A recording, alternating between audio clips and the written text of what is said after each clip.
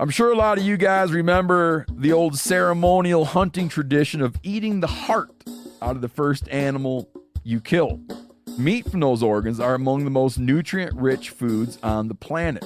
You can get those same benefits your ancestors craved via convenient daily capsules from Heart and Soil. Find out more at heartandsoil.co. And remember, use code MeatEater for 10% off your purchase.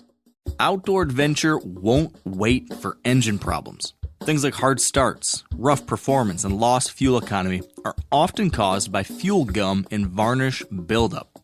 Seafoam can help your engine run better and last longer. You simply pour a can into your gas tank. Hunters and anglers rely on Seafoam to keep their engines running the way it should the entire season. So pick up a can of Seafoam today at your local auto parts store or visit seafoamworks.com to learn more.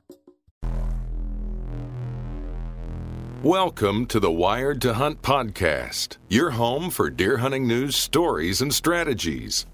And now, your host, Mark Kenyon. Welcome to the Wired to Hunt podcast. I'm your host, Mark Kenyon, and this is episode number 93.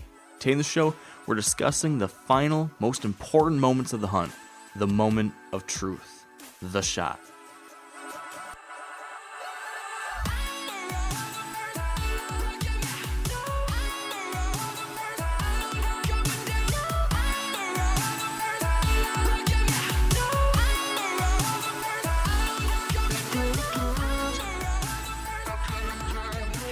All right, welcome to the Wired to Hunt podcast, brought to you by Sitka Gear. And today, we're talking about the moment of truth.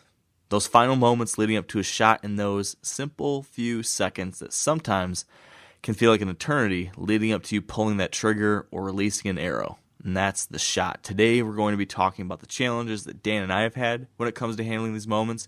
We're going to be talking about ways that we have and others can try to become a better shot. We're going to talk about buck fever and a whole lot more. And frankly, I think this is going to be an interesting discussion because it's something that, both I think I've struggled with at times. I think Dan maybe has struggled with this at times. And I can almost guarantee that everybody's listening to this today probably has struggled with some aspect of this too. And regardless of all the tactics, all the tips, all the new strategies that we've talked about on this show, whether you have a great stand location or a dynamite food plot or trail camera pictures of a buck for 10 years, none of that matters if you can't master the final moment of truth. So that, my friends, is where we're headed today. But before we get into all of that, Dan, Mr. Co-host, we missed you last week. What's new? Yeah, I had to text Ben and tell him I was sorry that I wasn't able to attend the podcast. But I'm going to answer that question by asking you a question. I love it when you do that. All right. So this is where the editing starts. Yeah. Okay. No, but every once in a while you like babysit your sister-in-law's kids, right? Yeah. Yes, I do. All right. So how young is the youngest one? She's a little over 1 year old, I think. Okay. Still in diapers? Oh yeah. Okay. So have you ever witnessed a blowout on that girl? So not on that girl, but the second to youngest, when she was that age, was once sitting in my lap. Oh yeah. And she had a blowout. Okay. So speaking of blowouts, last week my son had a little bit of a bug. He had a fever. It ran really high, and we got him to the doctor, and he had some kind of, I don't know, sickness or some bug, and they gave him some medicine. He seems to be doing better now. But Good. Every time he would crap, it was in the mass quantities. I mean, just like blowing out the sides. He had it. He was laying down smiling, and then I go to pick him up, and it's all the way up his back into the back of his head. Oh, and I'm just like, there's no other thing to do except to put him in the bathtub. Just like full clothes, disrobe him right there. There's nothing else you can do except give him a bath. I don't know how you deal with that. 5 straight days of that. Holy smokes. It was gross, but in a way, as Oh. a dad, I'm kind of proud.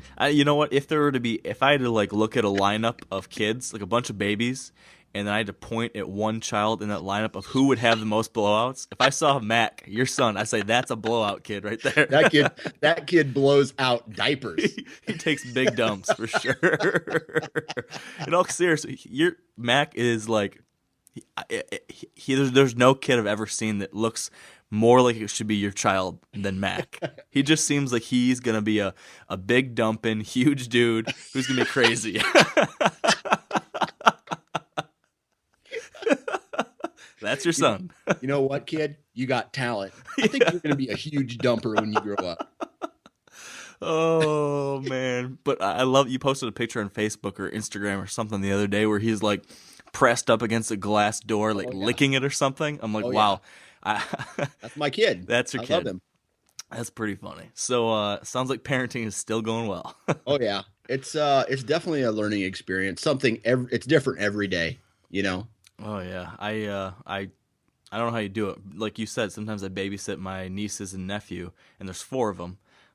One is like a little bit over 1, I think. One's a little bit over 2. One is 5, and then the other just turned 12. But lots of times when we have all 4, it's just like I just kind of stand in the corner with like wide eyes, and I'm just like, I don't know what to do. It's just chaos. You should get like a squirt gun, and every time you see them do something that you don't want them to do, you just say no, and you squirt them with it like a cat. Get out of the plants, and you squirt them. All right, that could make parenting fun. I'm going to try that. I'm sure it's I don't see anything too wrong with that, right? A little water in the face never hurt anyone. Yeah. Okay, so what else? What else happened? Well, since we last chatted, we both went shed hunting a couple times. I in the last episode alluded to the fact that you went shed hunting before last week's episode, but I didn't really give the listeners any details. So should we regale the audience with our shed hunting exploits as of late? Should I tell a yarn? Please do. Okay. Yarn away. Well, first, I'm going to keep the last, not this weekend, but last weekend. Okay. Last weekend, I went shed hunting, found 3 sheds. I'm going to keep this part short. Found 3 sheds. One was to a buck that I have been chasing for like 4 years. I named him Ryan Iberg after one of my buddies. Nothing gigantic. Like he's not a huge scoring buck, but he's really wide. And I think this year he's going to, if he survived, I think he's going to be, if my math is right, probably 8 years old, an 8-year-old buck, but he wasn't looking too good. So I'm happy. I matched up. I found 1 year ago from the day I found it, basically I found his other side. So I have a match set from 2014. That's crazy how that works out. Yep. Now that's not really the issue. All right. That's great. But this weekend, right? Yeah.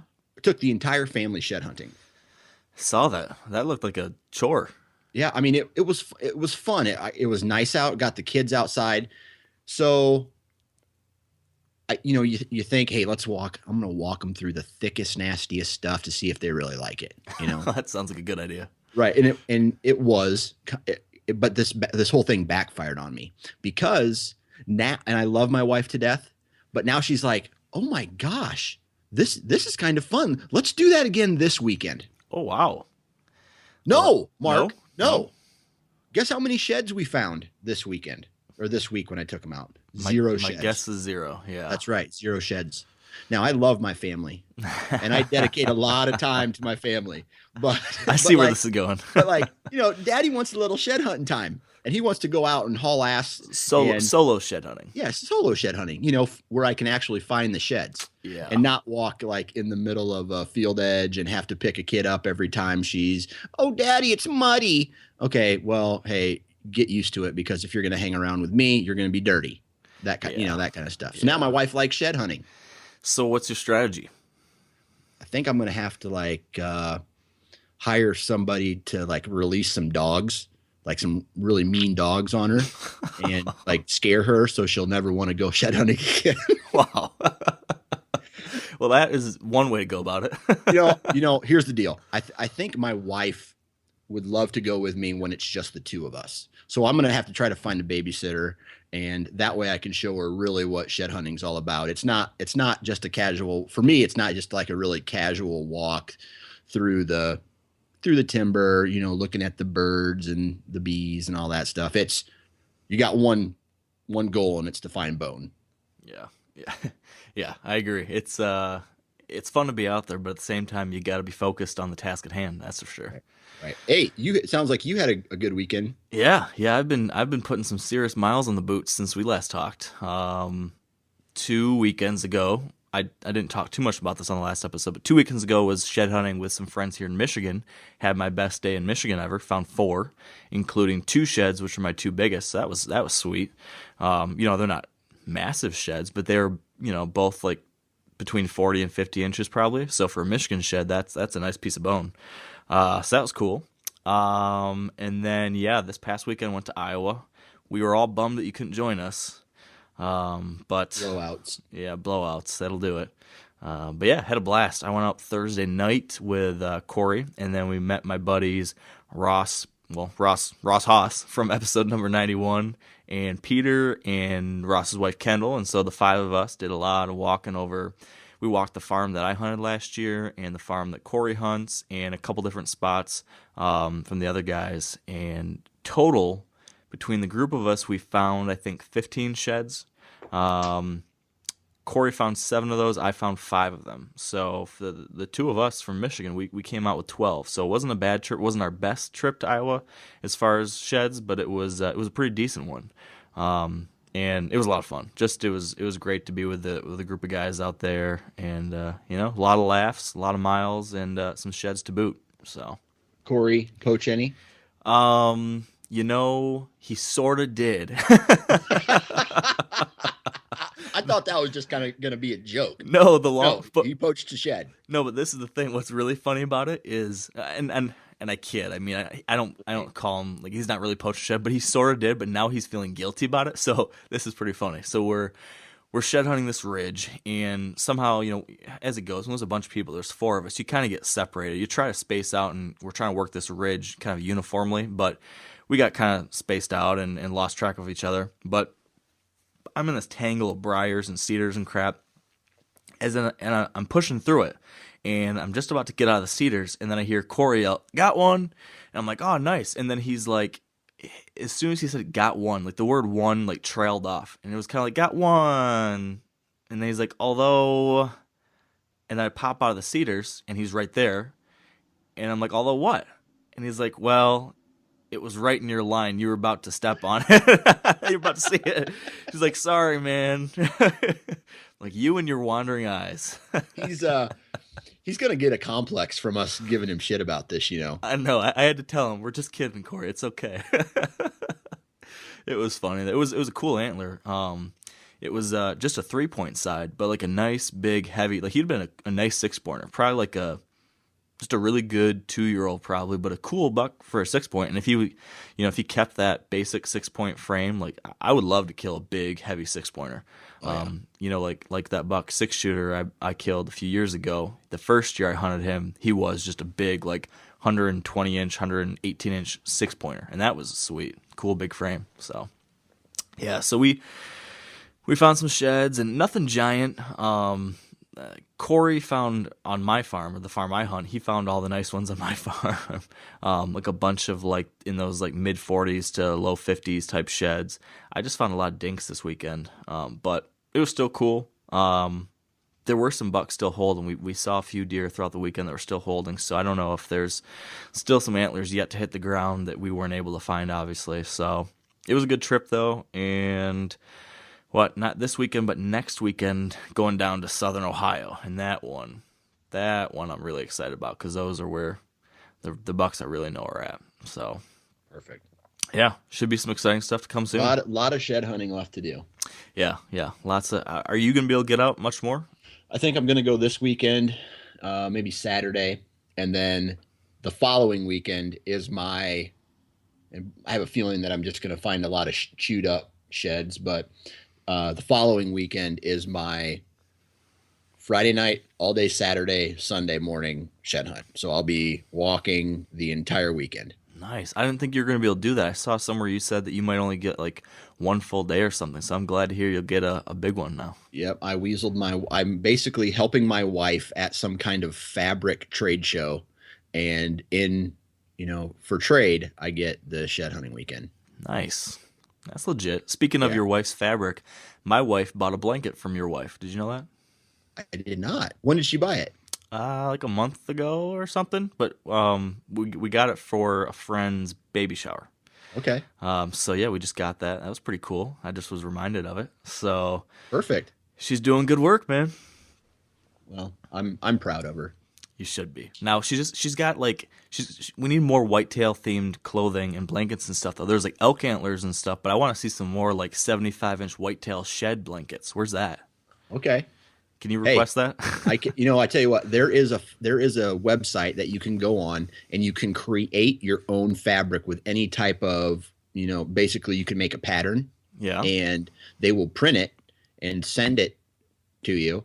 So if you have an idea, let us know and I can create whatever fabric you want. And then my wife can make a blanket or a shirt out of it.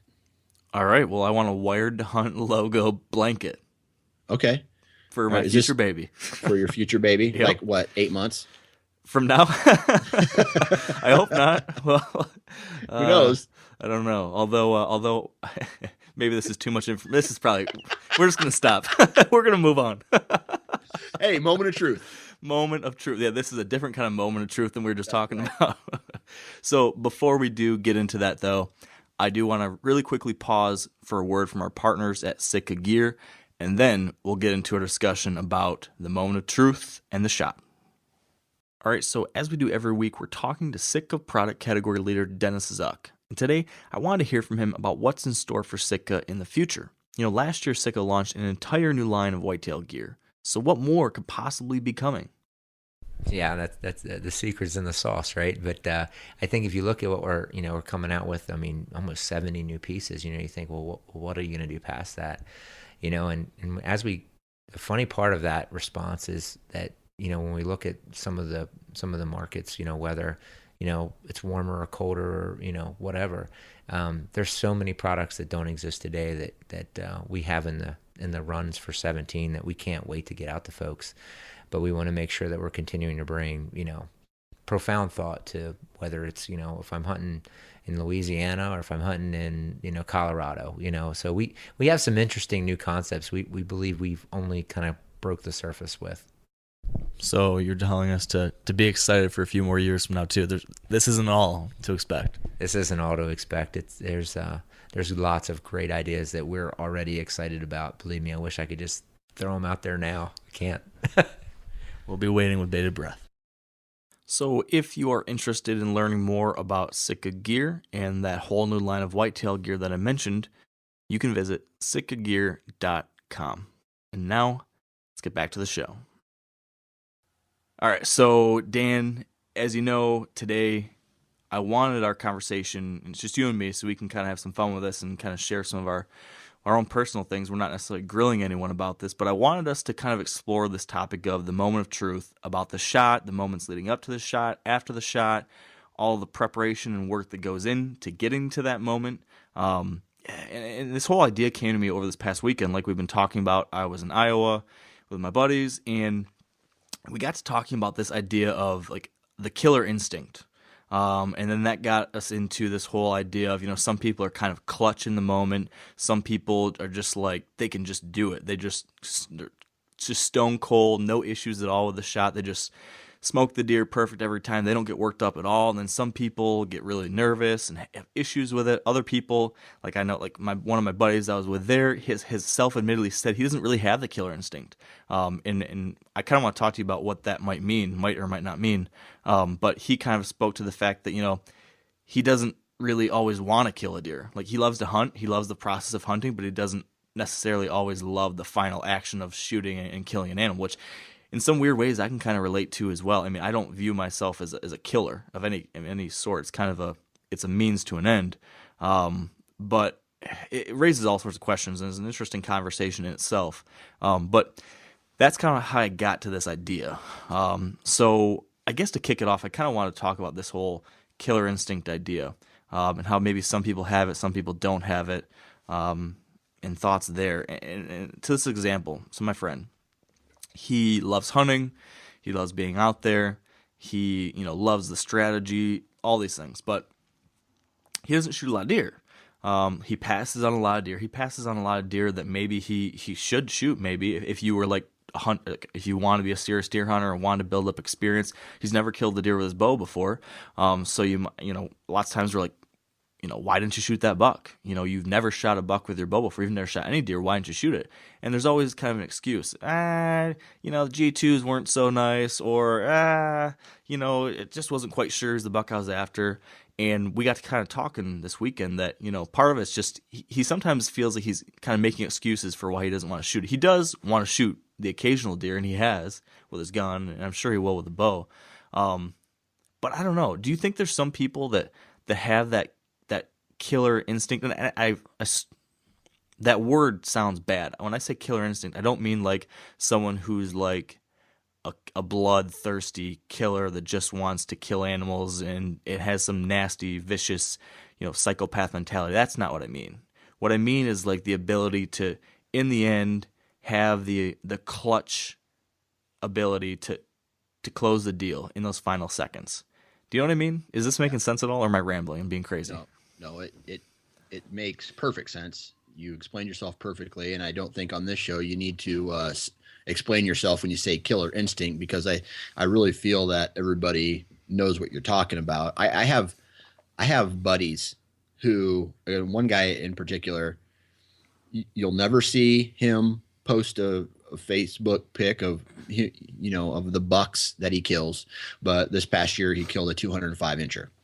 Previous year he dropped a 170 incher, and the previous year another 170 incher. So what this guy does is he kills big bucks, and he's the kind of guy who, it's not like if you were to talk to him and to hang out with him while he hunted, it would probably come off like he's not enjoying himself, like it's more work than it is fun.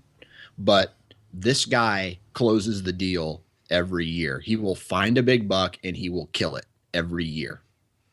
And there's just some people that seem to have, it's like this, like, I don't know if it's a knack or like, it's just like they just do it. Like there's just no question about it. And they have it's like, it's not a question of if, it's a question of when, and they don't screw up. It's just like stone cold, Right.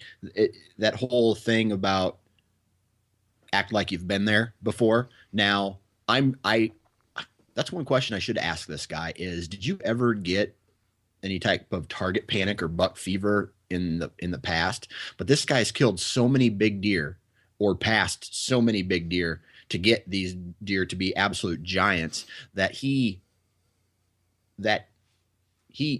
when a big deer makes a presence or an entrance, he knows exactly what to do.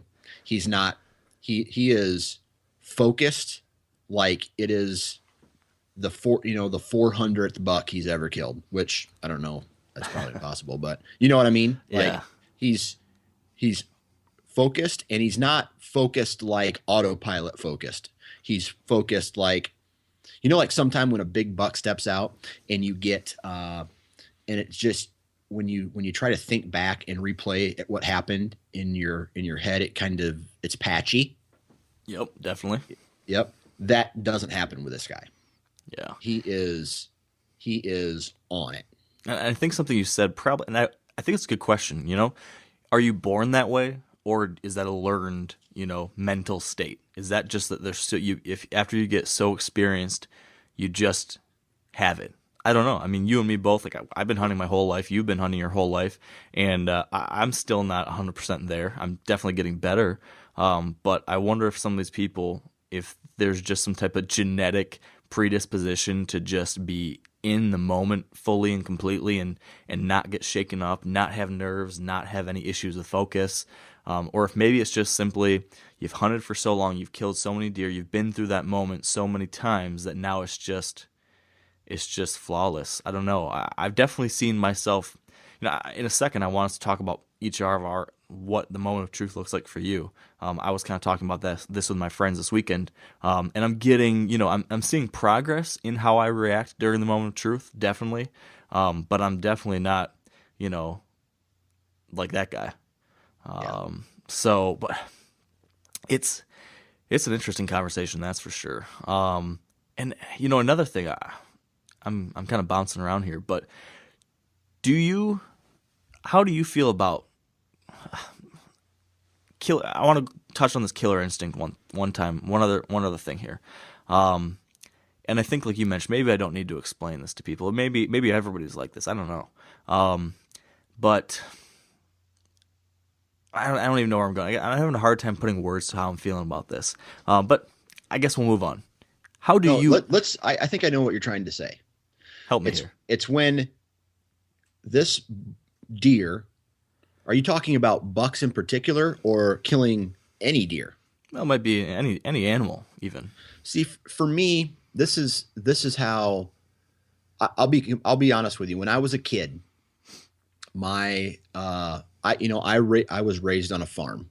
Okay, so death was part of life. I mean, I would watch my grandpa cut the heads off chickens. I would watch my grandpa butcher a cow or a hog right in front of me, blood and guts and all that stuff. I mean, it's just a part of life. So, and I don't know I think a lot of it has to do with how you're raised, because for me, I really don't think twice about, like, I appreciate the life of an animal. I mean, and I'm an animal lover. I love dogs and, pets and birds, and I love watching nature. But when it comes to taking the life of, like, a doe, I know for a fact that I'm going to get the job done, or that's my goal anyway. And I really can't think twice about it. And I think, to tie in this killer instinct to maybe a little bit of buck fever or target panic or something like that, I think that has, if that's in the back of your head when you're drawing back your bow and you're thinking about I don't know, maybe the ethics, I don't know if that's necessarily the word, but thinking about how this animal is going to feel, it could cause a problem. Yeah, no, definitely. So the way I look at it is, it's more binary for me. It's this deer or animal will be getting an arrow, or it will not be getting an arrow, if that makes sense. Yeah, no, it does. And I think that kind of ties into where I was trying to go to. I think for me, it's weird, and maybe everybody goes through this, maybe not, I don't know. But when I was a kid, like, you don't necessarily, even though I was raised to have a very real appreciation for life and death and all these types of things. I think, when I was younger, when I was 10 or 12 or 13 or whatever, I got my first BB gun, or I got my first 22, and I was shooting away at, anything that was moving, right? That, I think most little kids are kind of like that. If you're raised in the outdoors and you want to try to shoot a raccoon, you want to try to shoot a squirrel, you want to shoot the little Tweety bird on the bird feeder, and you're learning all this kind of stuff. And as I've progressed as a hunter, I've become much more serious about a hunter, and as a hunter, I've become much more serious about my endeavors. Right? I'm hunting all sorts of different types of species. I'm going other places. I hunt even more. But on the other side of things, I am very much more thoughtful and concerned about taking a life. And by that I mean, I'm not gonna look down on anyone else for what they do, whatever. Everyone has their own thing, but I have gotten to the point I do not feel comfortable shooting and killing any kind of animal unless I'm eating it. There has to be a real damn good reason for me to shoot and kill that animal. So for that reason, I don't trap. I don't do other things like that. Nothing against anyone that does. Nothing against people that want to shoot coyotes or other things, because there's plenty of good reasons to do all these different things. But just for me personally, my own personal situation, I have a hard time justifying taking a life unless, at least for me, ingesting that animal, eating that animal, putting it to good use to feed my family in some way. That's how I can kind of internally balance the scales in my head. And so, that's where I'm at right now. But that does, I think, to your point, then in the moment of truth, because I feel solid in my knowledge of the reason I'm taking that shot and taking that animal's life, and I'm comfortable with that, and I've come to terms with that. So I don't have that issue like you mentioned. But there certainly are times like where even in my case, I kill a lot of deer. I do a lot of hunting. I even do still have times where I pause, like a female doe with a couple young deer, a couple yearlings with her. I've had times where I've been out there to shoot a doe, was gonna shoot a doe, and I just saw her out there with the two little does with her frolicking around. I was like, I just don't want to kill that deer. I just, in the moment, I've taken female does, adult does with young before, and other times I'm like, you know what, I don't want to do that. It just doesn't feel right. And I don't know, maybe we all have different thoughts on that and at different times, and it's an interesting conversation. I'm not sure there's no right answer to any of it, and I'm not sure where we're going with this, but these are my thoughts on this. And I don't know, it's the kind of things that, like you said, it kind of does tie into it, because if you're having a lot of these thoughts in the moment, it certainly could impact your ability to bring that shot process to fulfillment. Right. I know there's a lot of times where, and this may sound crazy, but you have to think like a predator at certain times. And if your goal is to kill an animal for meat, you have to think like a mountain lion or a wolf or a bobcat.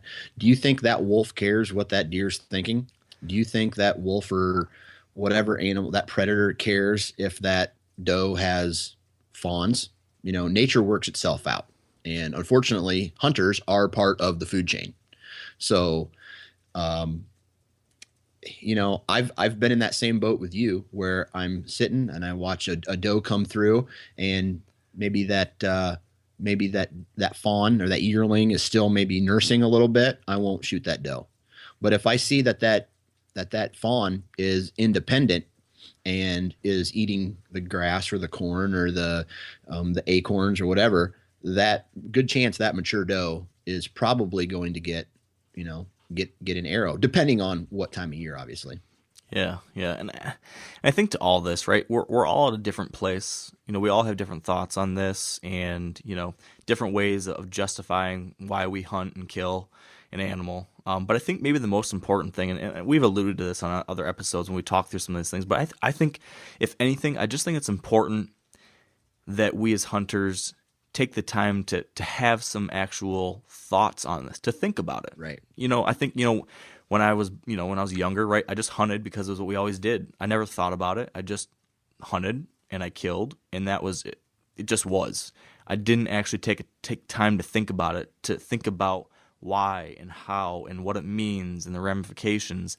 And without, getting too deep and floaty with this, I think it's just worthwhile for everyone to take some time to think about that, because, right, this is a very serious thing we're doing. When you take a life, it is something not to be taken, tritely. It's not something that's fun and games. I don't like the term sport hunting, or the term when we talk about saying this is a sport, because I feel like it's way more serious than that, right? I mean, this isn't tossing a ball around. This is putting a razor sharp arrow through an animal, through its heart, through its lungs, and it's going to die. And so it's a really serious thing. And so I personally, and again, maybe I'm on the the high mountain talking down everyone. I don't mean to be like that, but I just think it's important that we all realize the seriousness of it, think about it, keep that in mind, and approach hunting in a serious, respectful manner, and not lightly, not like we're just going out there to toss the ball around,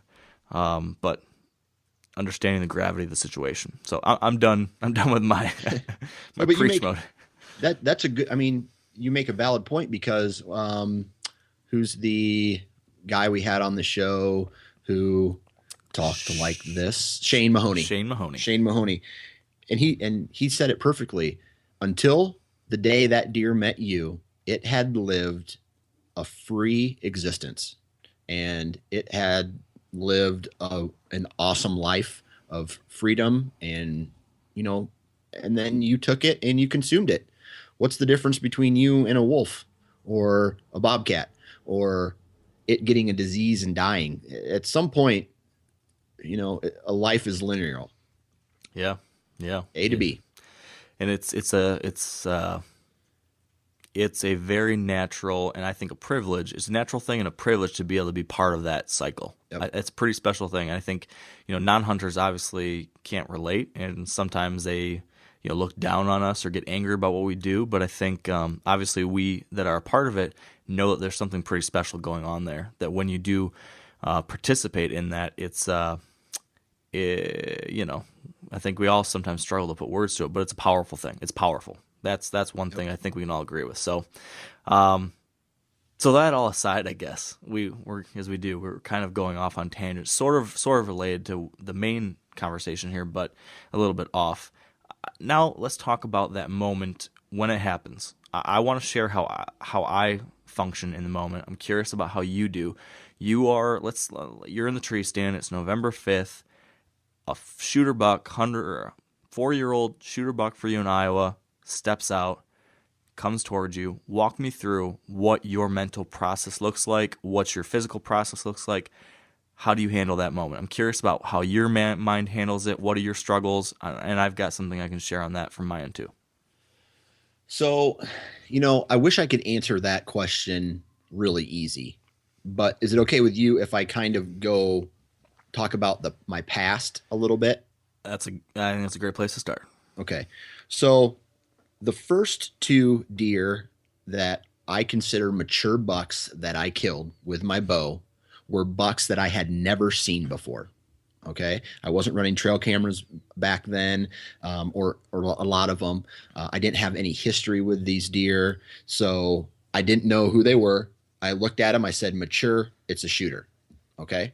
So back when I first started bow hunting, my first buck came out of the timber that I knew I was going to shoot. It looped around me. I'm like, okay, this is a shooter. I draw back, and there was really no thought about, there wasn't any extra thought. I knew I had to find my anchor, put the sight where it needed to be, and release the arrow.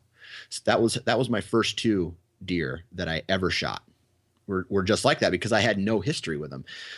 And I think this was kind of part of the problem with my encounter with Shipwreck, that 210-inch deer. I had 5 years of history with this buck. I found sheds off him. I was completely obsessed with him. I thought about this buck every day. I had previous encounters with him. And when he came through, all this stuff started flashing in my head. They say act like you've been there before. Well, with a buck of that caliber, I had never been there before. So I admittedly got buck fever. All the stuff that was coming, all the thoughts in the past was coming in my brain, and I was thinking about some of those things when I should have been thinking on the shot. And I admittedly got buck fever, and that's not the very first buck that I've ever had buck fever on. Now, when you say buck fever, what does that feel like for you? To me, it is a fog almost, where you identify the buck as a shooter, and that, like for me, I've known these deer through trail camera pics. And I've targeted their targets because I know going into the season that if they make an appearance, they're a shooter. And it becomes an autopilot, but it's a foggy autopilot, if that makes sense. So yeah. It's like if you ask me to describe in detail what happened, I really couldn't do that. I remember settling the pin and then shooting the arrow, but I don't remember standing up. I don't remember grabbing my bow. I don't remember waiting until he got into a shooting lane. I can't tell you that kind of detail that I could So up until that Shipwreck moment, some can call it target panic.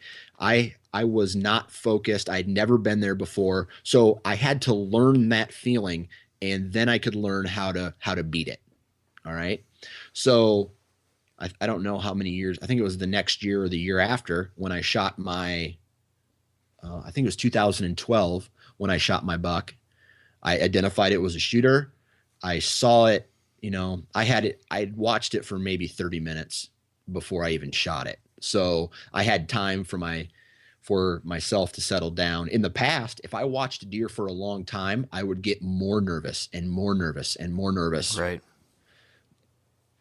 2012 comes by, I knew how to beat those feelings. I started taking deep breaths. I started talking to myself, hey man, you got this, you got this, you got this, you know. Buck came up and I killed it. All right. And it's one of those things where I can remember standing up. I can remember waiting for him to turn broadside. When he turned broadside, in this particular instance, he was head on. I remember drawing back. I remember settling my pin, and I remember pulling the trigger, and I remember impact. And I remember all those things. So I know that I was focused enough to have, I feel, have beat that target panic and that,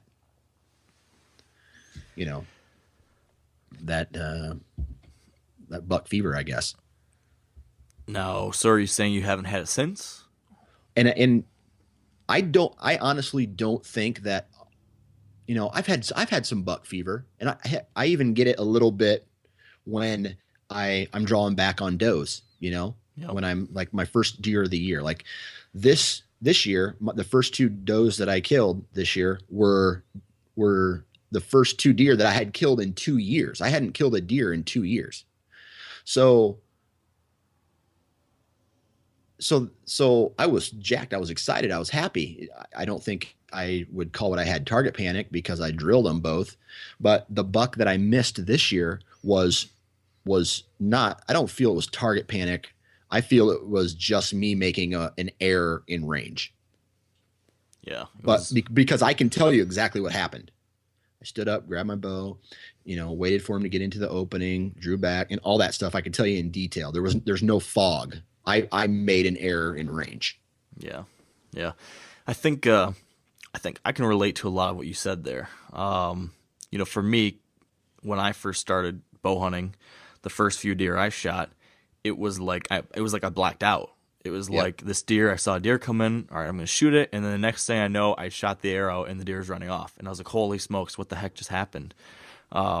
And, you know, I think that has changed, well, definitely has changed with practice and with experience. But I did worry, you know, that was back when I was shooting, you know, any deer. And then I eventually, you know, made the switch to, okay, I'm going to shoot a mature deer now. And then I started worrying, you know, how am I going to react in the moment with a big buck, with a mature buck? And then I started encountering those situations, and I got better at it. And now I've killed, you know, a number of different mature bucks, and I still have, you know, certain aspects of this, and then certain aspects I've gotten better at. But I think to what you mentioned, I can definitely relate to that foggy autopilot mode. If I still have a challenge now, and I'm a lot better than I used to be, but I'm far from being perfect.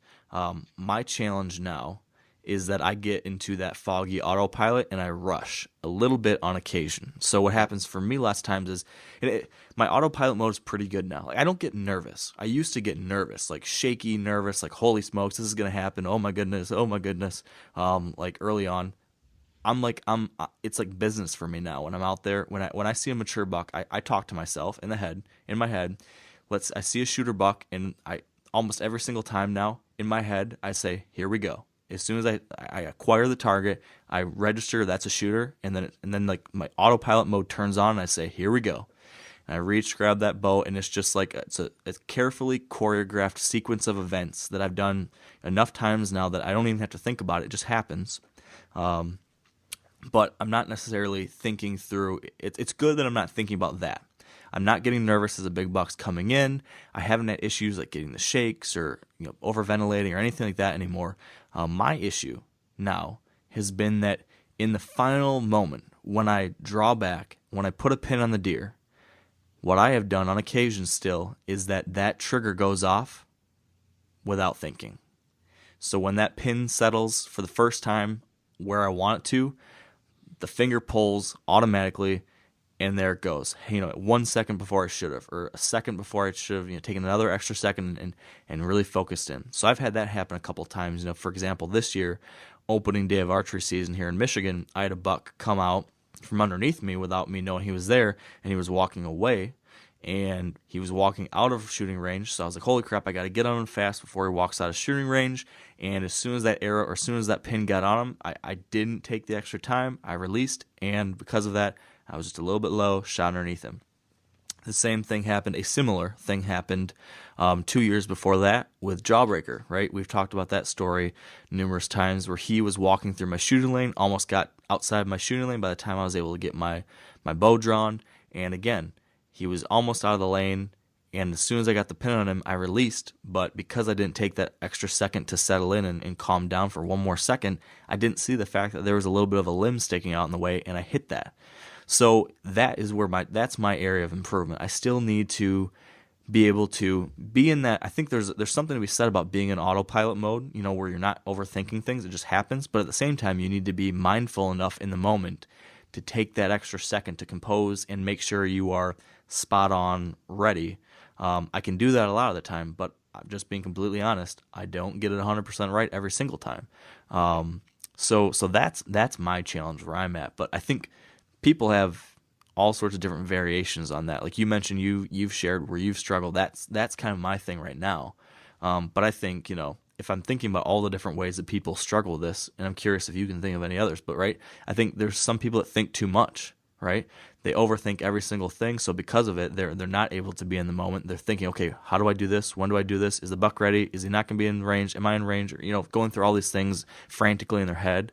I think there's some people that just haven't practiced enough and aren't prepared. So, a lot of this process should be second nature to you, right? It should be something that innately you can do because you've practiced so much. Some people don't do that. So because of that, maybe that leads to people thinking too much in the moment. I think there's just nerves, right? People get, actively nervous, like shaking, like they can't aim and accurately shoot a deer because they're actually physically shaking, or they're actively hyperventilating or breathing too heavy or things like that. I mean, that happens. People have physical reactions in that way. I think, to my friend's point, my friend's issue, maybe not having that killer instinct, not knowing when to just shoot. Like they'll just actually committing the final act of pulling the trigger. Sometimes people, keep waiting for a better shot or keep waiting for an easier shot or keep waiting for something else when sometimes you just need to shoot. On the other hand, some people maybe shoot when they shouldn't. They're not waiting for the right shot. Maybe then there's we could talk target panic, where I think that's a little bit of what happens to me is as I pull the trigger on occasion before I'm completely settled in for the shot. And I think that's kind of a form of target panic in a way. And some people are I think, struggle with that to a much greater degree than me. But I think then there's rushing, right? Which I've mentioned I sometimes deal with, rushing the shot a little bit. I'm sure some people probably deal with that, maybe even in more extreme examples. But the point of me listing all these things, I think, is that there's a lot of challenges when it comes to actually being able to pull off a shot like this, right? I mean, am I missing any of the other different forms of buck fever, forms of this issue? I'm sure everybody has their own battles that they have to deal with. I can only speak from my experience, but you mentioned about maybe pulling the trigger too early. For me, what I've battled with is always questioning when to pull the trigger, not just knowing when to pull the trigger. So I have caught myself before tapping the trigger, but going, whoa, not yet. Yeah. And then pulling it. So it's always second guessing and not knowing when to actually pull the trigger. And I think a lot of that has to do with experience and just shooting and shooting and shooting and shooting and shooting. And knowing you shoot so much that it goes on autopilot. I know that this past summer, my goal was to become a better archer and shoot way more, because I wanted to make sure that if I had the encounter with an elk, I could confidently say, hey, yeah, this isn't going to be an issue. But, you can practice all you want. You can have, I feel that does help in the autopilot situations where, your form takes over and your muscle memory takes over. But there's something about a whitetail buck that you can be as focused, it can make a calculated person, an anal retentive person, lose their shit. Yeah. And that you cannot, unless you have experience with big bucks, there's a good chance that the first time you do encounter a big buck, that you're gonna have some form of buck fever. Yeah, and I think you make a good point. I think, if we're kind of shifting now to how do we deal with this, I think number one is practicing a lot. Like you said, like you did, making sure that you practice as much as you possibly can, because it does help, right? It definitely does help. If you're really confident, like a lot of it comes down to confidence, right? If you're very confident in the fact that you can make the shot because you've made that shot 10,000 times over the course of the summer, that helps. But like you said, it's a different story when it's a real animal. Whether it's a big buck, which is at a whole another level, or if it's a doe. Even with a doe, I think it's still a totally different thing than a target, obviously.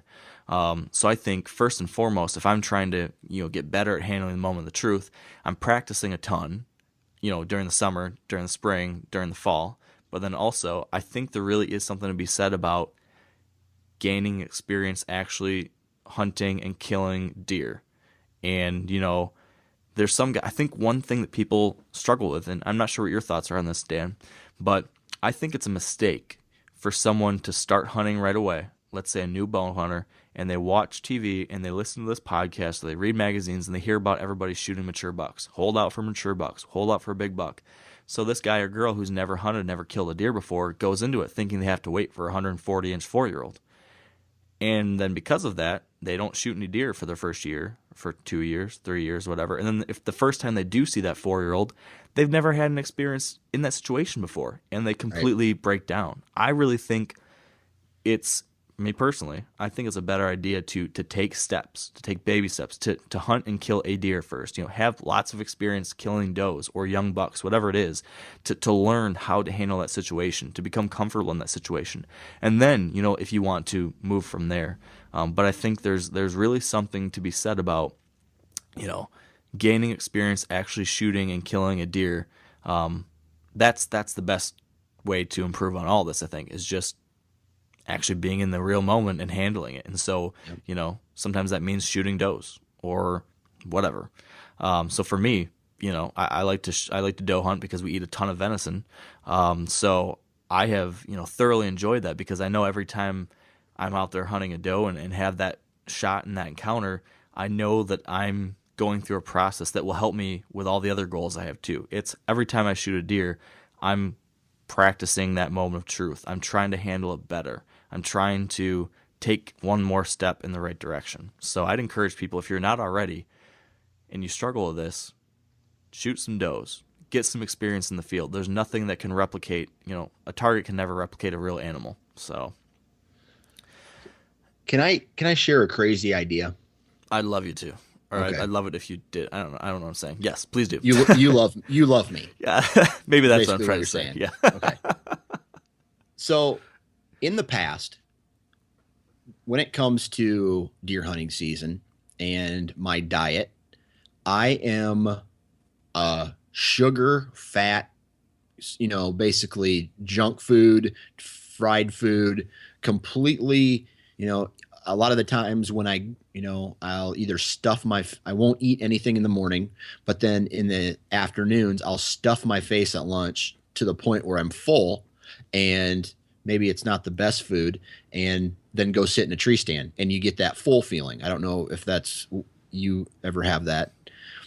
And Do I ever get full? Yes. well, no, I mean like it's deer season. You're pounding apple pies from the gas station and Mountain Dews. Yes. Do you remember that picture I posted of my rut food last year? Oh, yeah. And all the criticism I got because of Yeah, it? yeah, Yeah. And I know what I know what our diet was on the way to and from Idaho. Yeah. So So yes, I can relate. and you get that kind of you're climbing up your tree stand. You're completely full, and you get those heavy heartbeats. If that makes sense. You ever get that where it's kind of like your heart's beating through your stomach because you're so full, and it's not, you're almost out of breath because you ate so much, then you went and walked in the woods. I guess I don't know that one. I mean, Okay. I've been out of breath before, but I guess not the heavy heart thing. But Right. And I'm not saying it's like I'm going to have a heart attack, but I hope not. but I feel that diet may have a little bit to play. So this year the main reason I didn't drink coffee before I went into the tree stand every morning was because I was afraid that I would have to go number 2. Yeah, you don't want to blow out. You don't want to blow out, right? I don't want to have to get down to my stand at the perfect time. So I don't drink coffee in, after or before my morning hunts. So I noticed that I was more not awake, but less, I don't know, like more focused, less jittery. I wasn't, Yeah. I felt like I was supposed to, like I was meant to be in the tree stand. I don't know, this is weird. No, I know what you're saying. Yeah. And then my snacks this year for deer season consisted of like apples and carrots. And I did not eat until I was full to go in before I went in for my afternoon hunts. And I noticed a world of difference. I noticed that I wasn't, I was more with it mentally and physically when I had my encounters this year. And I don't know. I feel that diet plays a role in that moment of truth where your heartbeat starts pumping and there's not a ton of sugar in there and there's not a ton of fat, slowing. I don't know how the body works. I'm not a human biologist, but I just know that from my personal experience, I feel that with what you're intaking can affect how you act in that high, when your body goes into that adrenaline dump and that high, that you may not call it a stressful situation, but your body is putting you into a moment of anxiety and stress. Yeah, I think I agree with you. I think you're absolutely right.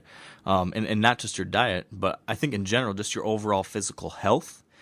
So also your exercise level. I mean, having a relatively fit body and level of physical fitness, I think absolutely will help you in these situations.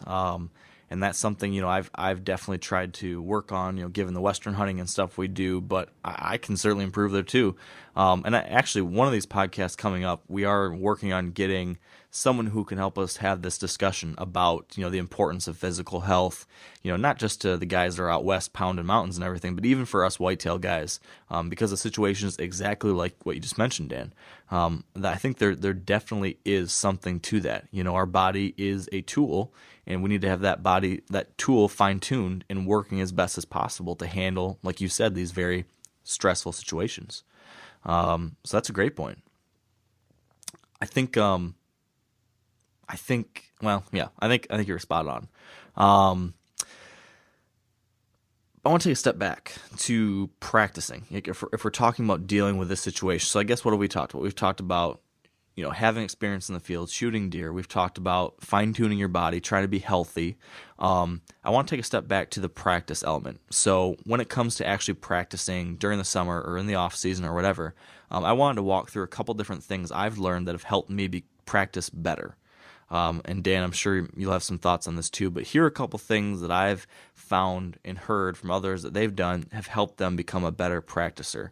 Because I think, first and foremost, shoot a lot, practice consistently. I think trying to do it, not just, once a month shooting, but consistently getting out there and practicing, either every day or a couple times a week or some type of pattern of use where your body and mind is actively engaged in the act of shooting, on a consistent basis. So that's just part of your daily life or whatever it might be. I also think, and everyone's different on this. Some people don't start shooting till just before the season.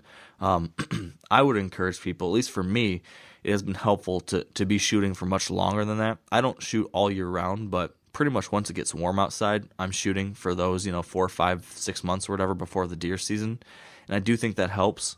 That's one thing I would mention. But then, when you're actually out there shooting, don't just spend all your time shooting in a normal, comfortable position from the same distance all the time. Try different things. So I'd say, practice from different positions. So sometimes be sitting. Sometimes you have to take shots while you're sitting in a tree stand, or maybe you hunt from a ground blind. So practice sitting, practice kneeling, practice standing from a small platform, practice from a high angle. So go up on your deck or stand on top of your roof if that's a safe thing to do, or put a tree up or put a tree stand up in a tree in your yard and shoot from that. Practice from different angles and different, types of if you've got a tree stand, you're standing on a narrow platform, that changes how you shoot. So practice in those situations. Practice turning and shooting behind you. Right, Dan, when you're actually shooting a deer, it's never as simple and easy and straightforward as it is when there's a target right in front of you, right? Absolutely not.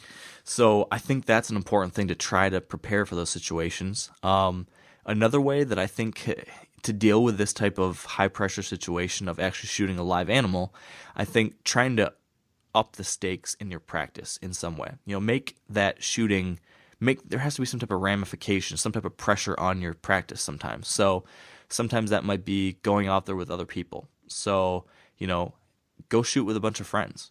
And if you don't think there's a little more pressure on you when 5 guys are all watching you shoot, I think there will definitely be a different level of pressure on you, and that's going to help you get better in those pressure situations. Or shoot with a buddy and place a bet on every shot.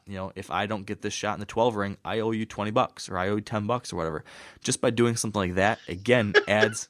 I'm serious. I'd be broke really fast.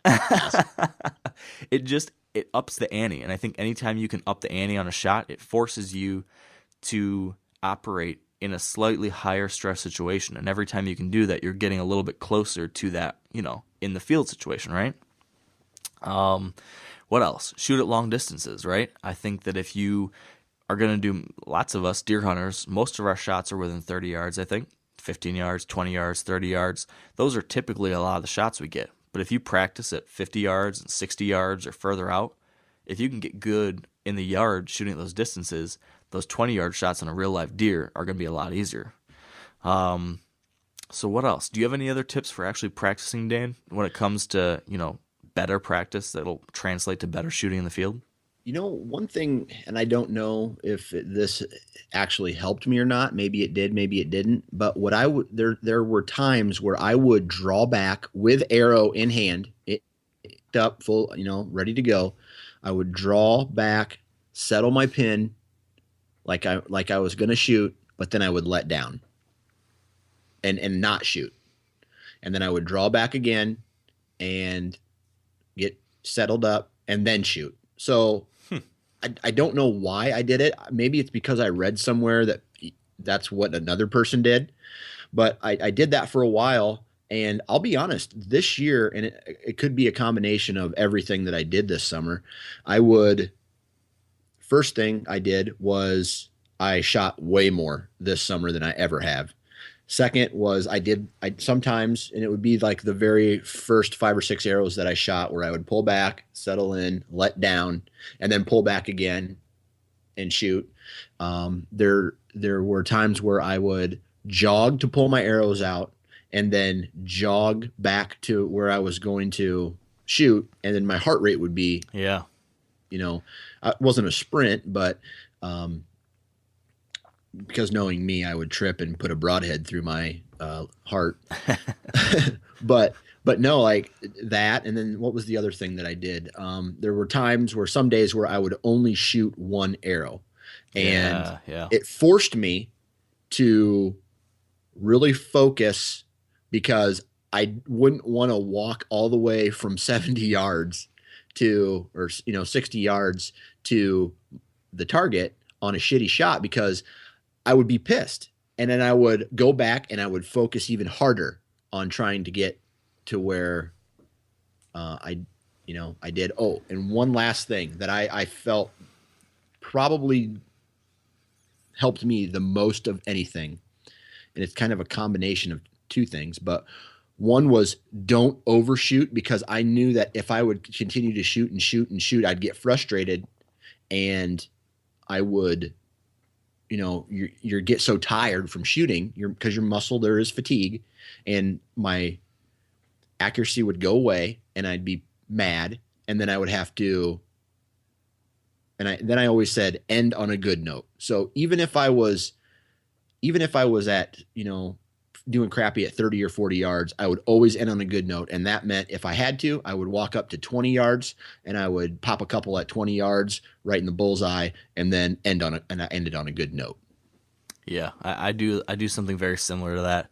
And it's kind of like I can't remember what the technical term is. I'm not any kind of gym jockey.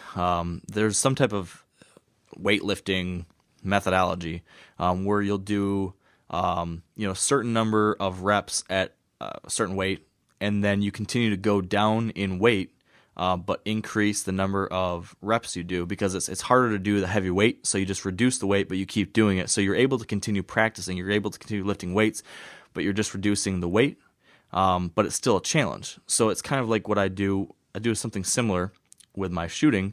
I'll start at a very long range, and I'll be practicing. And then, as you mentioned, muscle fatigue starts setting in. So then I come in 10 yards closer. So at 10 yards closer, I can still shoot fine, and it's a similar challenge though. So once you get down to 30 yards and then 20 yards, you've been shooting the longest, but even though you have that muscle fatigue, you can still nail it at 20 yards. So you're able to do exactly like what you said, end on a good note, while working your way out from a challenge to now at 20 or 30 yards, you're so tired that it's somewhat of a challenge too. So, I think your idea of jogging was a really good one. I do something similar. I would do like a sprint around the barn, and then I come back, shoot one arrow, do a sprint around the barn, shoot again to do exactly what you said. Try to replicate that increased heart rate.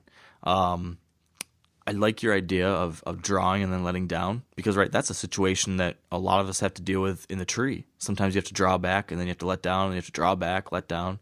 Something I do that's kind of similar is I will have certain lengths of time that I force myself to hold the bow back before I shoot. So I'll draw and force myself to hold it for 30 seconds before I'm allowed to shoot. Just trying to build up that strength and being able to hold and keep my composure for that full time until I can finally shoot. Because I don't know about you, but I've had a couple situations where I've been stuck at full draw for a crazy long period of time. Like my Ohio buck in 2014, not Jawbreaker, but the Doppelganger. That buck, I was at full draw for over a minute and a half. It was crazy. And I don't know how I managed to do it, because I probably couldn't do it today and get as good of a shot as I did on that deer. But it was a long time, and I think practicing for that probably helped a little bit. So that's something I would do. There was one other thing that you mentioned that I liked, that I had. Oh, you know what? Practice not just in like a t-shirt and shorts in the summer, but sometimes try practicing with your hunting gear on. Because that'll change how your shot, if you got a big puffy jacket on or something, that might change your shot. So that's something to try to do. And I think my final thought on practice is don't stop practicing during hunting season. I think a lot of people practice in the summer or a month before, or 2 months before, but once deer season starts, they start hunting, but then they don't shoot their bow anymore. I think that's a big mistake.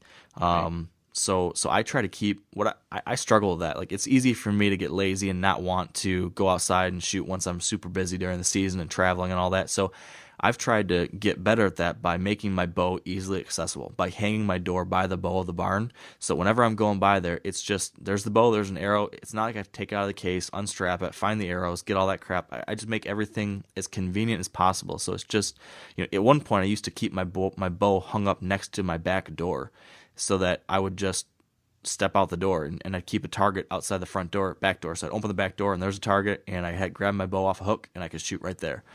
Just to, like you said, take one shot and have that pressure of making that one shot count. I think that's a smart thing to do. If you at least do that during the season, that's going to help you tremendously, I think. I agree. So those are some practice ideas. What about dealing with buck fever, dealing with the moment of truth, actually in the moment of the truth? Is there anything that you've done? Is there anything you do in those moments now to help you clear your head or to help you better perform in that moment? Well, if there's a rack and it's big, then I will first, you have to look at the rack, because for me, that identifies if it's a shooter or not.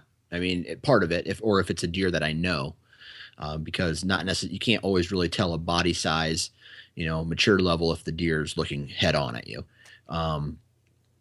But one thing that I do is, if I know it's a deer that I want to shoot, I will identify where it's at, and then I will try to focus on its tail or its back legs, and just be completely try to stay away from its head. You know what I mean? Yeah. And then, or if I know it's coming at me, I will look at my bow sight. So I will just always be on that sight. So when I draw back, I'm not looking at the target.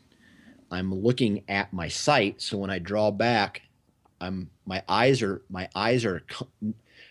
following my sight to the target, and not me trying to focus on the target and bring my sight to it. So I don't know why I do it, but it helps me stay away from the rack and focus on the act of shooting, and not the goal or the target, I guess. Yeah, I think that's a good point. I definitely do something similar. Especially if it's with a big buck, the more you look at that rack, the greater chance it might be of you getting more worked up about it, more excited about it. So I do the same thing. I try, once I identify, is it a buck I know, look at the body or whatever it might be to determine whether it's a shooter. Once I determine it's a buck I'm going to shoot, I do the same thing as you. I don't look at the head anymore. I look at the body, the back of the body, anything I can do to look for that rack. But it's funny, because of that, this past year when I shot Glenn, I did not look at his antlers. I saw a glimpse of them, and I looked at his body, and in a split second I said shooter. And I never paid any attention to, his antlers and his identifying characteristics at all after that. So even though I had Glenn standing at 20 yards for, a handful of seconds, enough time that I had time to grab my bow, draw back, and shoot him, I had no idea. I had just shot a buck that I'd been obsessively watching and studying for 3 years. Had no idea, because I just refused to look at the head. And so in that case, it worked out really well. So I think it does make a big difference if you can keep yourself focused on a less anxiety-inducing part of the deer. That makes a difference. Another thing that might work, and I did it this year on the buck that I couldn't end up stopping. I told you I had that encounter with that buck that was dogging a doe real hard. Yeah. And I couldn't get him to stop. So instead of turning your body and following the deer, you should go to where you think the deer is going to be shot. Like, because you're not going to shoot the deer when you first see him at 70 yards through the timber. You're going to wait till he gets into one of your shooting lanes, and then you're going to draw back and shoot him. So, or, you draw back prior to him entering that shooting lane. So what I did this year was, I knew that this buck was on a trail. The doe already came through. He was going to walk right through this shooting lane. So I got to the point where my body is positioned for the encounter at the shooting lane. So I'm not having my arrow point or my bow pointed at him the entire time, and I'm not turning with him. I'm motionless, and I'm ready for that particular shot. And I'm looking in my shooting lane. I'm not following that buck. Yeah, I do the exact same thing. As soon as I see that there's a shooter, I position myself for the shot where I think it's going to happen. Right. So you don't need to be moving around when he's close. You put yourself in position as quickly as possible, so then you are silent, ready, waiting. Right. And that seems like a no-brainer, but I find myself always, there's times where if a deer comes in behind me, or for, the position, I always try to have my tree stands, where if I'm sitting down, I'm facing away from where I think the action is. So if there is an encounter, I feel like I can get away with a little bit more movement because there is a tree between me and the shooting lane, if that makes sense. Yep. So I always try to position myself that way. And there's times where if a deer comes in to the side of me, I catch myself not focusing on where I need to shoot him, but just following him until he gets to that point. Yeah. No, you can't shoot him. If there's branches or trees in the way, you can't shoot him anyway. It's tempting though to want to be facing the deer and watching it, but I think it's a really good idea to just situate yourself right away and wait. And to that point, something I do that has made a big difference for me is, as soon as I get into a tree, I get in there, I get set up, I get strapped in, hooked into my harness and everything. I practice drawing back my bow in every different shooting lane that I might shoot a deer in.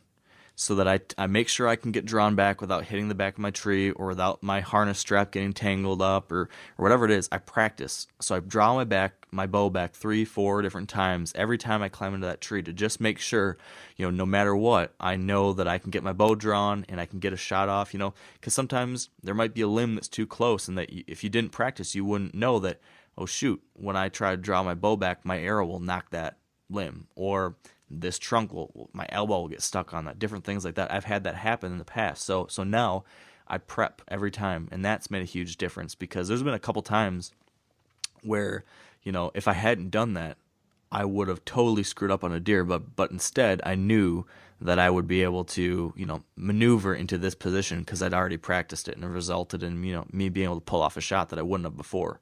Or in the other case, I've had times where I thought I'd be okay, and then I tried to practice it, and I realized, no, this limb or whatever is going to be in the way, and then I was able to saw it out of the way or fix something so that I didn't have that issue. So I think that's a big one.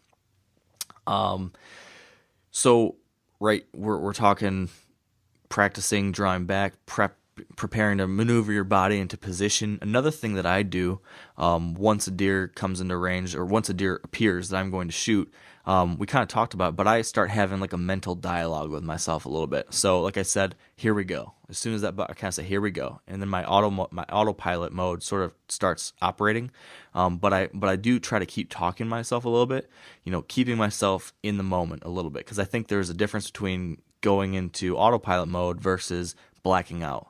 So for me, it's like finding that line in between. I want it to be like second nature, but I also want to be present still. So for me, I've sort of developed a mantra that helps me kind of lock back in at the end. And I'm not saying I do this perfectly.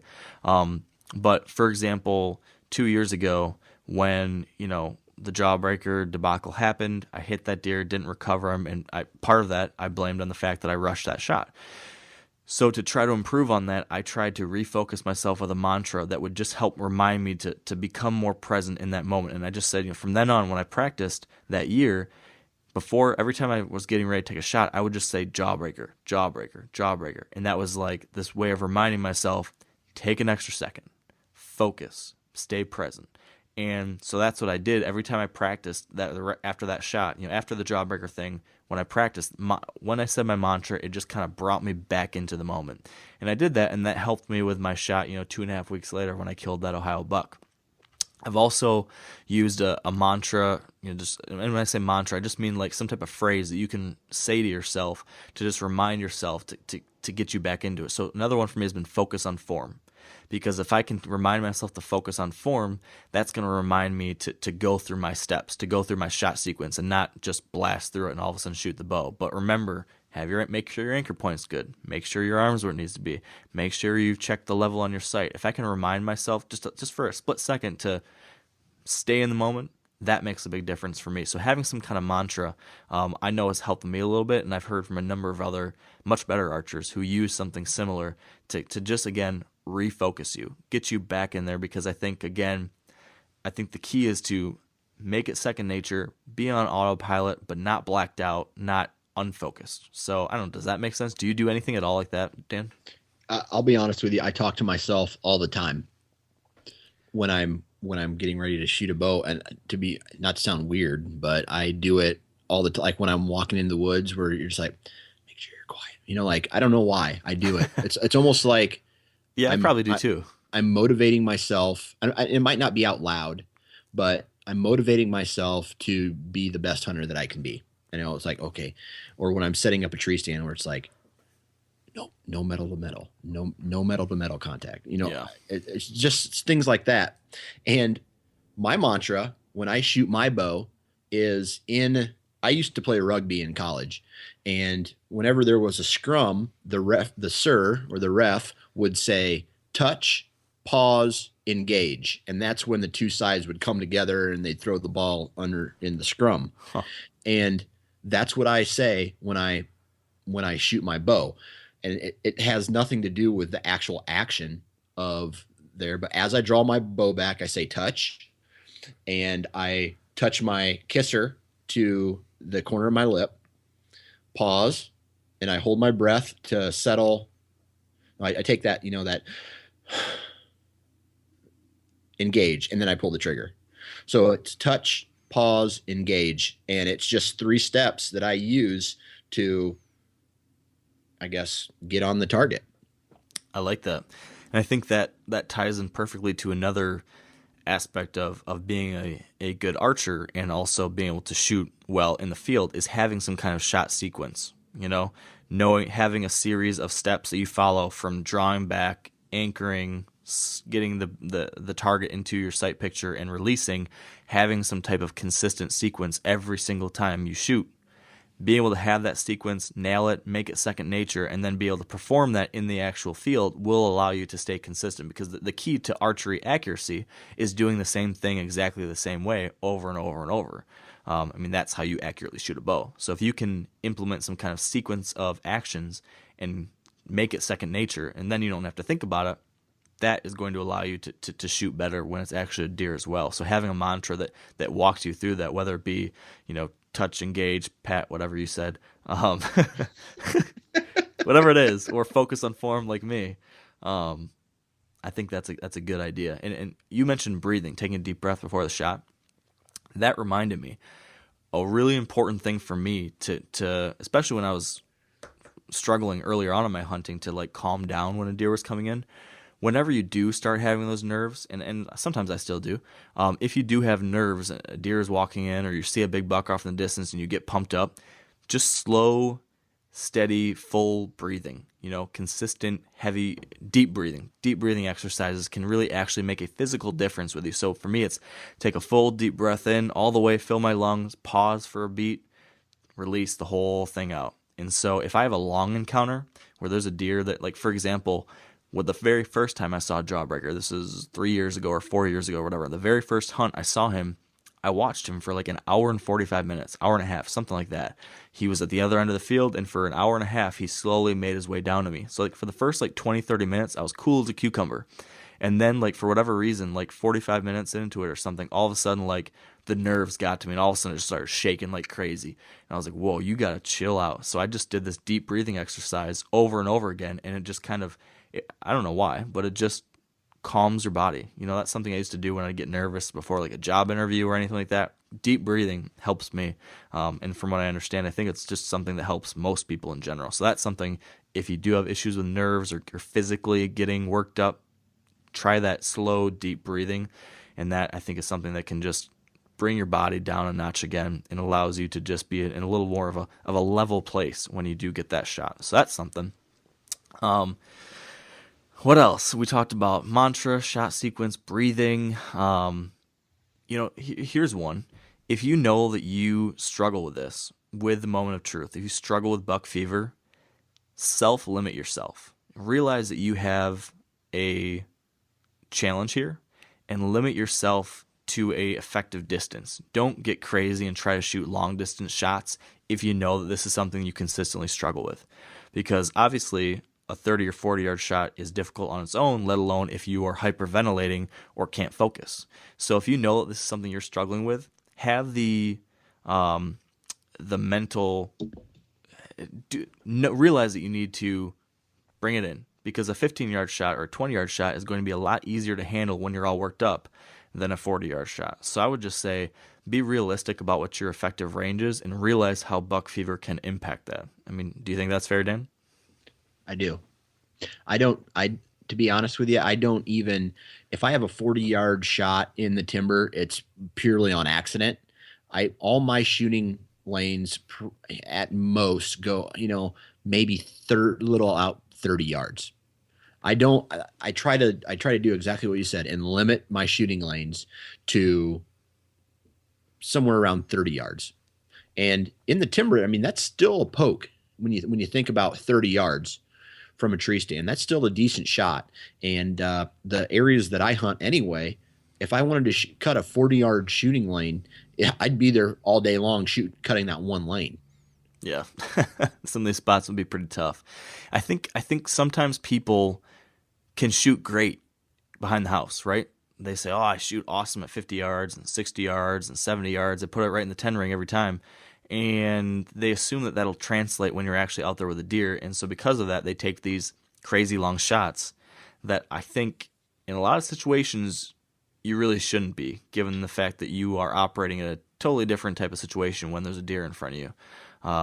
So I would encourage people to take a real hard look at really how you can perform out there in the field versus behind the house, and don't take a risk. Don't risk wounding a deer or missing a deer, or the worst thing being wounding a deer. Don't do that just because you think you might be able to pull off the shot just because you do it in the backyard all the time. I think it's the responsible thing to do, I personally believe, and it's a much smarter thing to do as a deer hunter too, to limit yourself, be a little bit more conservative when it comes to actually shooting a deer in the field. Right. So I don't know. Those are kind of the thoughts I had as I've been thinking through this, how to deal with the moment of truth, how to prepare for it beforehand, how to deal with it in the actual moment. Is there anything else you would mention, Dan? Anything else we missed? I mean, we could get crazy here for a second and, have your friend throw fake punches at you, and try to get you to flinch while you're drawing back your bow. Don't try this at home. I guess I should have said first, or have like someone shoot Roman candle at you. Well, and just get so crazy that you won't black out from, because a deer walking through the woods is safe, as opposed to maybe some guy trying to hit you with a hammer or trying to, throw firecrackers at you. I'm not going to recommend anything Dan just said there, but and it's probably the best. You have a legal team, right? Yeah, we're going to need to bring them on board for this, because there's going to be people saying, "Well, my buddy shot a Roman candle into my face while I was shooting. Why'd you guys recommend that?" No, in all seriousness, I know what you mean. It's like, again, trying to replicate the stress and the anxiety and the pressure of a deer. If you can replicate some type of stress or distraction or whatever it might be, that's going to help you. Or, shooting a bow while your wife or girlfriend takes a pregnancy test. Good luck with that. Do you have experience with that, Dan? No. Well, okay. Well, on that note, I think we covered it. I will say one thing. I don't, and Dan, I'm speaking for you here, but you tell me if I'm wrong, but I don't think Dan or either of us would claim to be the end-all be-all expert on this. We both have work to do. We both can get better. So we've both had our struggles. I think we've both improved. We're learning. We're getting better, but I think we both still have room to get there. And that's probably true for most people listening, but if you have other ideas, if you have other suggestions, we'd love to hear from you. If you think something we said is crazy, you can tell us that too. So feel free to hit us up on Twitter or Facebook, or leave a comment on this blog post, because I think we all can learn about this, and we all, I'm sure, can relate in different ways to this challenge. So with that all being said, I think we'll wrap it up. So if you have not yet, gosh, it would be awesome if you could leave a rating or review on iTunes for this podcast. That is a huge help, so thank you in advance for doing that. If you haven't yet checked out the Whitetail Q&A podcast, that's the other show that I produce. Definitely search for that on iTunes or wherever you get your podcasts. And Dan has a great podcast too, the Nine Finger Chronicles, so check that out. You should have plenty of deer hunting audio content to keep you busy throughout the week if you follow those three. So thanks in advance for checking that out. And then finally, we do need to thank our partners who help keep this podcast running. So big thanks has to go out to Sitka Gear, Trophy Ridge, Bear Archery, Redneck Blinds, Huntera Maps, Ozonics, Carbon Express, Lacrosse Boots, and the Whitetail Institute of North America.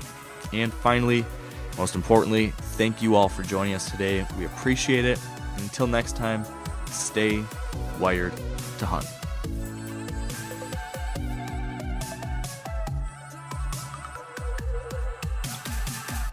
I'm sure a lot of you guys remember the old ceremonial hunting tradition of eating the heart out of the first animal you kill. Meat from those organs are among the most nutrient-rich foods on the planet. You can get those same benefits your ancestors craved via convenient daily capsules from Heart and Soil. Find out more at heartandsoil.co. And remember, use code MeatEater for 10% off your purchase. Outdoor adventure won't wait for engine problems. Things like hard starts, rough performance, and lost fuel economy are often caused by fuel gum and varnish buildup. Seafoam can help your engine run better and last longer. You simply pour a can into your gas tank. Hunters and anglers rely on Seafoam to keep their engines running the way it should the entire season. So pick up a can of Seafoam today at your local auto parts store or visit seafoamworks.com to learn more.